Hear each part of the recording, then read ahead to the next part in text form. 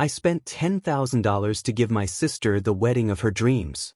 I didn't ask for thanks, I just thought it was what a big brother should do. But then she turned me into a joke for the whole world to laugh at. And when my family took her side, I knew it was time to teach them all a lesson they'd never forget. Caleb was the eldest of 3 siblings in a modest middle-class family. He worked as a software engineer and lived alone in a small rental apartment on the outskirts of the city. He wasn't rich, but thanks to frugal living and discipline, he kept his life orderly and independent. To Caleb, self-reliance wasn't just a principle, it was survival. His youngest sister, Lena, was getting married. She called it her fairy tale wedding. A custom-made dress, imported flowers, a luxury lakeside venue that Caleb recognized from bridal magazines. He didn't object. He remembered how Lena used to dream of her big day as a child, dressing up in curtains and calling herself a princess. But when the calls started coming in, first from Lena, then from their parents, Caleb began to feel cornered. "You're her big brother. A girl only gets married once," their mother reminded him. Their father added, "You're doing fine financially. Helping out a bit isn't too much to ask." Caleb sat in silence, staring at his budgeting spreadsheet. Not a single dollar was out of place. But it was family. So he agreed. He had no idea that this decision would mark the beginning of the most humiliating and heartbreaking betrayal of his life. The first message from Lena came on a quiet Tuesday night. "Hey, can you help me with the venue deposit? They're holding the spot until tomorrow, but my card's maxed out." Caleb stared at the screen. $2,000. Not pocket change. Still, he replied, "I've got it." She promised to repay him after getting gifts from the groom's family. A week later, another message. "Photographer wants a deposit. Just $1,200. The package looks like something straight out of a movie." Then came the bridesmaid dresses. Then the makeup artist. Then the invitations. One expense after another, like she was ordering room service from her brother's bank account. Each time she'd throw in the same line, "I'll pay you back." A phrase that was starting to sound more like a reflex than a promise. Caleb grew uneasy. He started keeping a private list of every dollar sent her way. The total climbed steadily. But worse than the number was the feeling. He didn't feel like a brother anymore. He felt like a human ATM. No thanks, no accountability.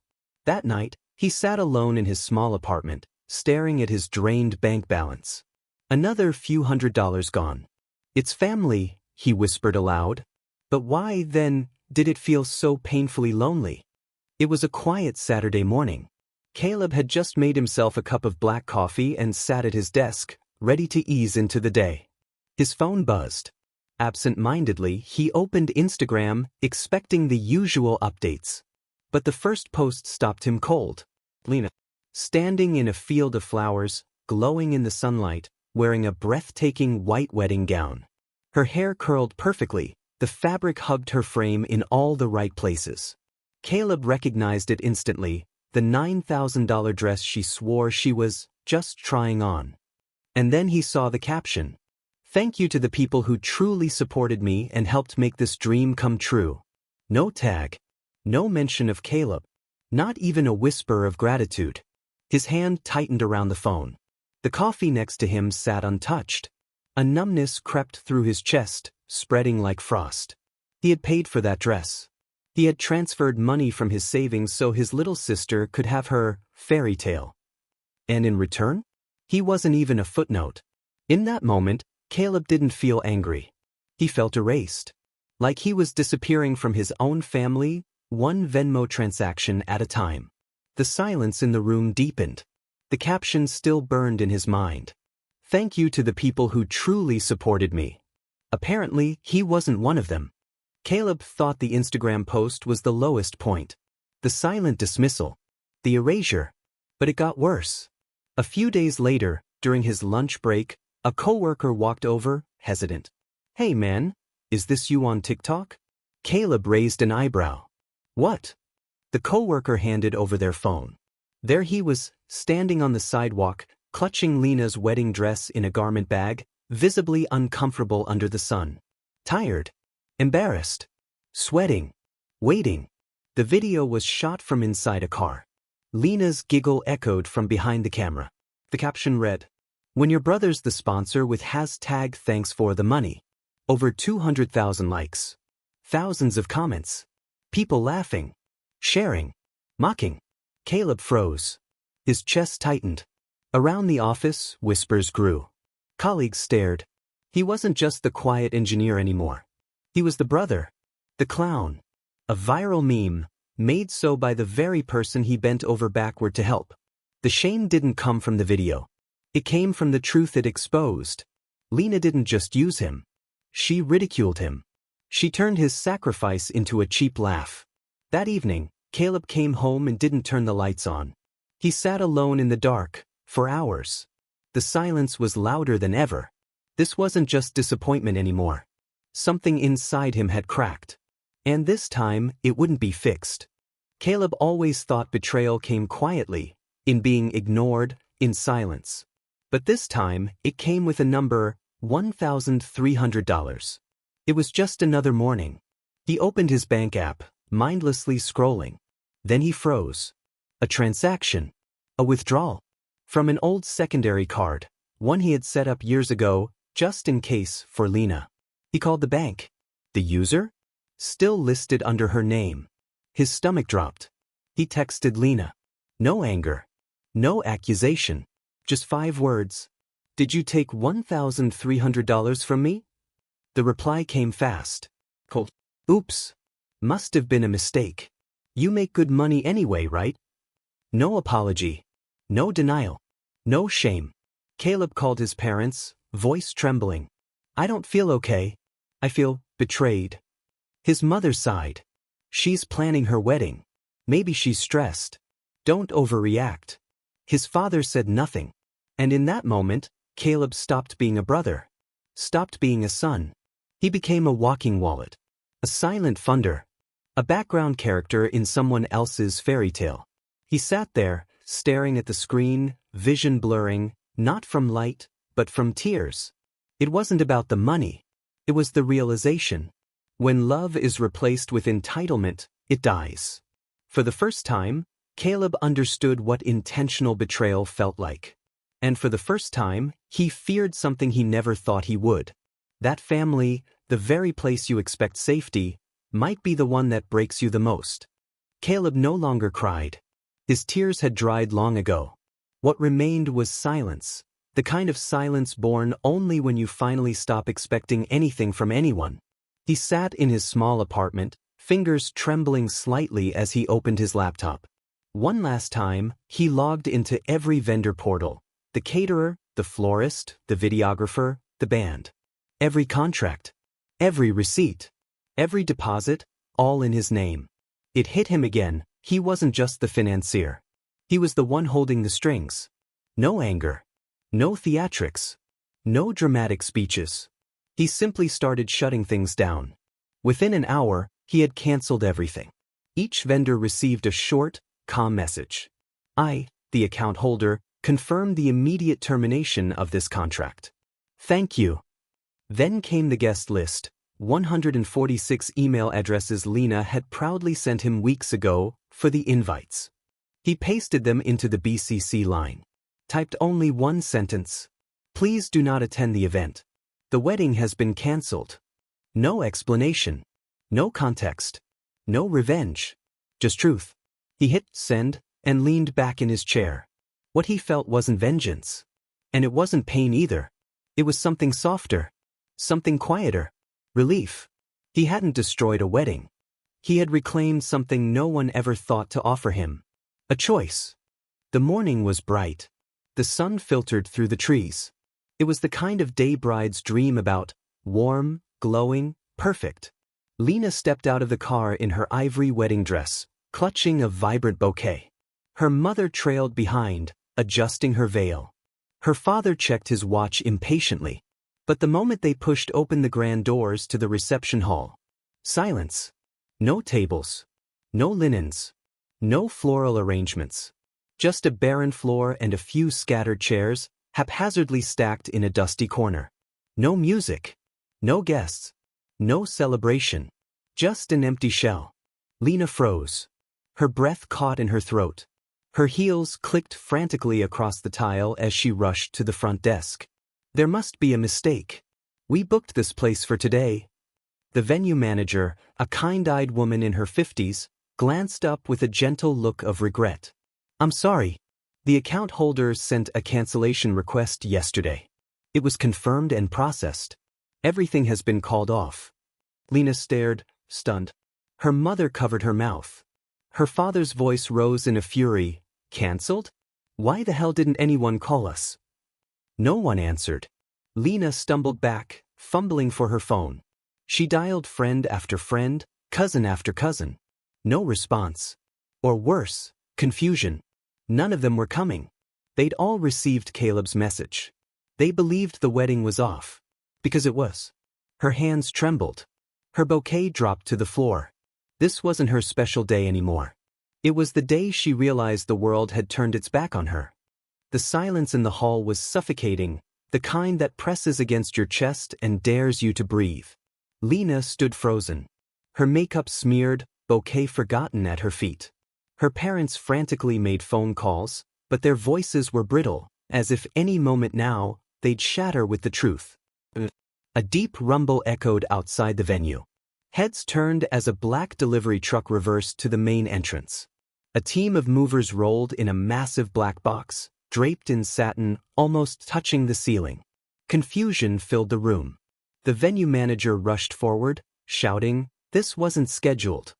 But it was already too late. A loud pop. The fabric slid away. The lid creaked open. And out stepped a clown. Not the cheerful, balloon-twisting kind, but a surreal, eerie figure. Dressed in a tailored black suit, wearing a pointed hat. His face painted stark white, his smile grotesquely stretched. He held up a large sign, painted in red. "The wedding is cancelled." Then, H-O-N-K. The clown blasted a foghorn. The shrill noise cut through the silence like a blade. Lena screamed. Not from fear, from shame. From humiliation so deep, it scraped her soul. Her mother fainted. Her father stood in stunned silence, eyes glassy.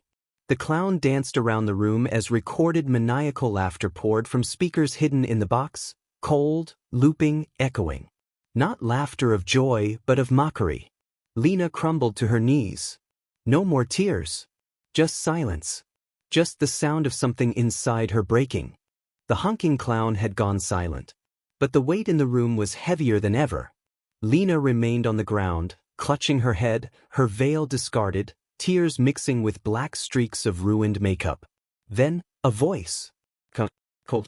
Sharp like glass underfoot. Ready to talk? All eyes turned. Caleb stood at the doorway. His suit crisp, his posture tall. But his expression?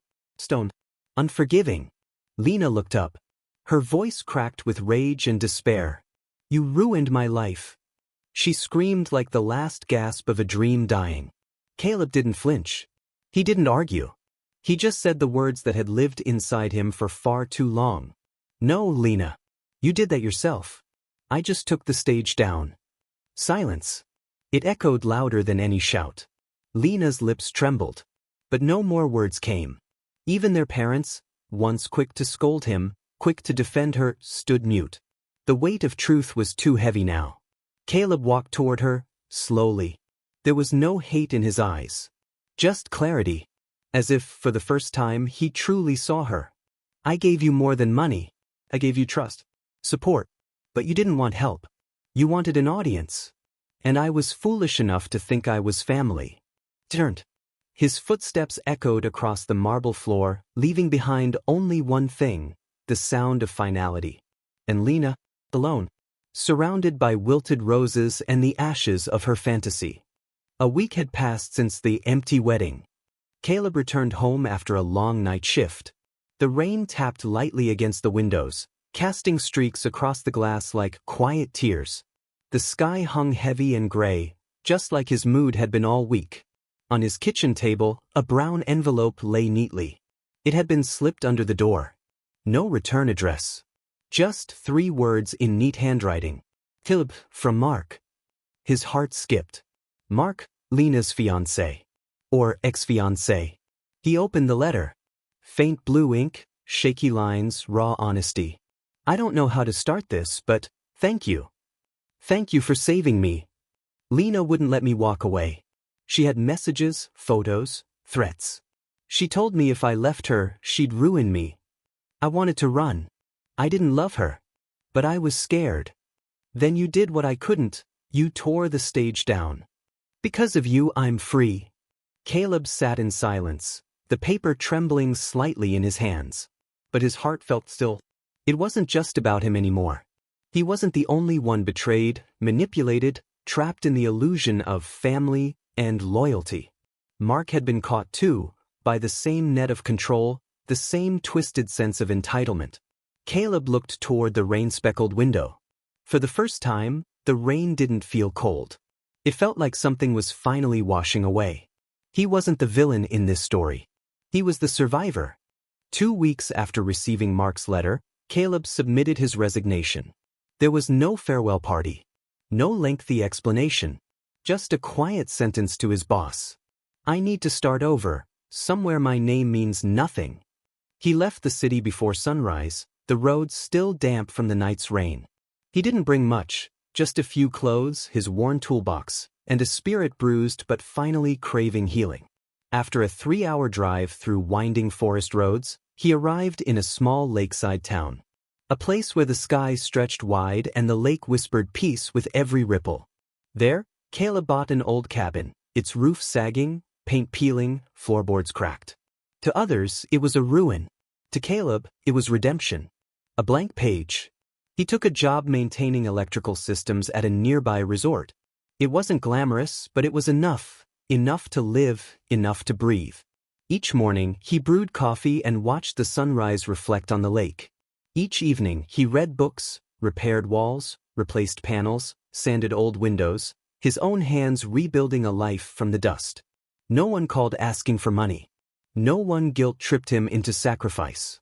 No passive-aggressive texts. No drained bank accounts. Only wind. Only water. And a strange, beautiful thing he thought he'd lost. Freedom. For the first time in years, Caleb smiled. Not for approval. Not for peacekeeping. Just for himself. One early winter morning, Caleb received another letter. The handwriting, his mother's, was instantly familiar. The envelope was slightly torn, the paper creased. It felt like a quiet plea pressed between pages. Come home, Caleb. Lena's receiving treatment. The doctors say she's not doing well. I know you're angry. But Christmas won't be the same without you. He read every line, then gently placed the letter on the wooden table. Outside, snow had begun to fall, soft, cold, and quiet like the memories he'd tried so hard to bury. He didn't cry. Just exhaled deeply. The past rushed back. Lena's tick-tock, the silence of his parents, the whispers of his coworkers, the clown's haunting laugh echoing in a half-empty ballroom. He sat still for a while, then let out a faint, bitter smile. There was no reply. No promises of return. Only silence, this time, a choice. A boundary drawn not from pain, but clarity. That afternoon, Caleb pulled out a fresh plank of wood, picked up his chisel, and carved slowly with purpose. No clowns allowed. He nailed the sign above his cabin's front porch, facing the lake. It wasn't revenge. It was a line. It wasn't hatred. It was protection. It wasn't abandonment. It was freedom, something he was no longer willing to trade. I didn't walk away from my family. They walked away when they saw me as a wallet on legs. The screen fades to black. The wind rustles through pine trees. Snow blankets the cabin roof, and a warm glow spills from the window inside.